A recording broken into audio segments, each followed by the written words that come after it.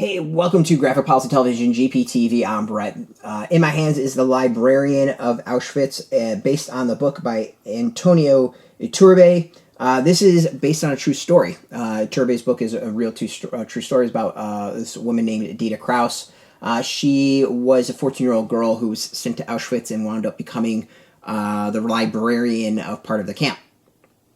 The graphic novel is adapted by Salva, Rubio, translated by Lilit, Žeukulin, Thwaites, and illustrated by Loreto Aroca, and published by Henry Holt. This is a fantastic graphic novel. I've never read the original book. I did not know anything about Dita, and it's really, really interesting. We get to find out a little about her life before being taken to Auschwitz. We also learn about her experience in it. And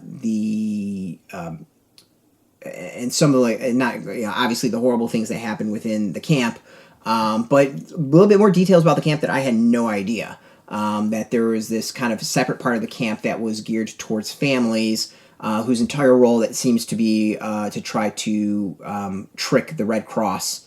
And then eventually, when that wasn't needed anymore, whether or not people were going to get shipped off or just outright killed. It's a really, really tense story, but it's very educational. Dita has run-ins with Joseph Mengele. We learn about some other people that are in the camp as well, their history. And all is because that she's a real person, still alive. At least when the original book came out, I don't know if she's still alive like today. In the back matter, it says she's still alive, so I'm assuming she's still alive. And she told her story. Obviously she survives. Her husband was also in the camps with her, had a lot of details as well that he kept about the history. So the two of them have became a very good source of information and history about their time and what happened at the camp. It's a hell of a story. You learn about a lot of what went on, and it's definitely a different perspective in history of the camps. It doesn't whitewash things at all. It doesn't make everything, happy and glory. Like, it really talks about the horrible things that happened, the death, the starvation, the horrible treatments, that basically Dita lucked out. She was kind of there for propaganda in some senses, and when her time was up, as far as propaganda, she lucked out again, and they found use for her and kept on putting her into like work camps type stuff. And eventually, was freed. It's a tough read. As everything with the Holocaust is, it's real history. It's a very depressing, sad, horrible fact that humanity could do this. But it's very educational.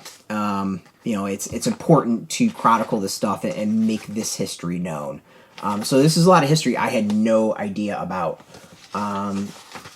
And there's a lot in the back, too, that kind of explains further of what was shown in this graphic novel. The graphic novel admits, it had to condense some stuff from the book and take some liberties from the book just because it's a graphic novel and the way those stories need to be told.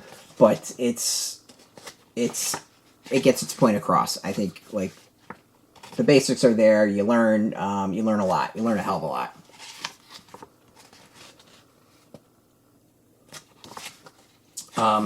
But yeah, it's, with everything going on today, I think it's well worth the read, and, educational. Very, very educational. So, I definitely learned a lot that I didn't know about at all. And we'll leave it right there.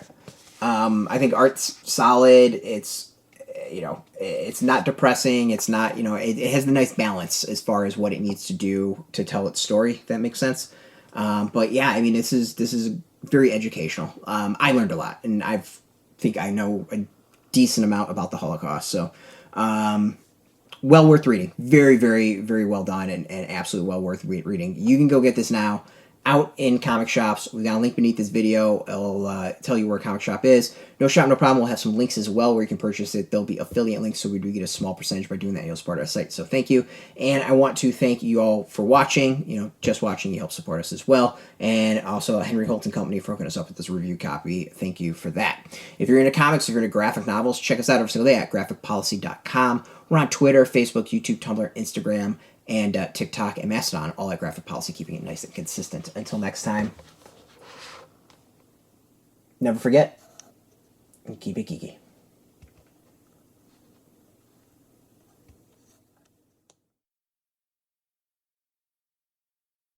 Hey, thanks for watching the previous video from Graphic Policy Television. Just by watching, you help support our site. Thank you so much. Now, if you're watching these videos, you probably care about geeky things like movies, television, comic books, toys, games, video games, you name it. You can go and subscribe right now to our YouTube channel to stay in touch and catch all the new videos, or check out our website at graphicpolicy.com. There's a nice link on this end of the video. But as always, thank you for watching. Keep on rocking and keep it geeky.